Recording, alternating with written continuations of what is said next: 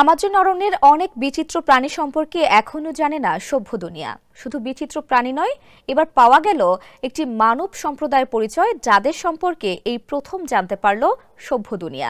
সম্প্রতি স্বয়ংক্রিয় ক্যামেরার ফাঁদে ধরা পড়েছে মাসাকো নদী এলাকার এই জনগোষ্ঠীর ছবি। এতে একদল পুরুষকে দেখা যাচ্ছে।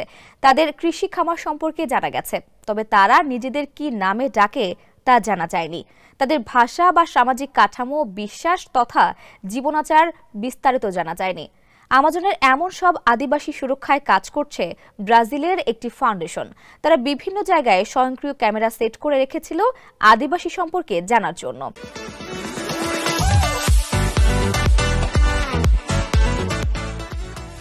সরকারি আইন অনুযায়ী আমাজনের এসব আদিবাসীর সঙ্গে সভ্য জগতের যোগাযোগ নিষিদ্ধ, কারণ এর আগে সভ্যদের সংস্পর্শে এসে আদিবাসীদের প্রায় 90% বিলুপ্ত হয়ে গিয়েছিল বিভিন্ন রোগে। তবে গত কয়েক দশকে সভ্য জগতের সংস্পর্শ না পাওয়ায় আদিবাসীর সংখ্যা বাড়ছে।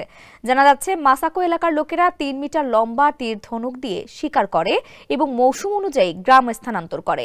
বাইরের লোকদের প্রতিরোধ করতে তারা মাটিতে হাজার হাজার কাঁটা পুঁতে রাখে।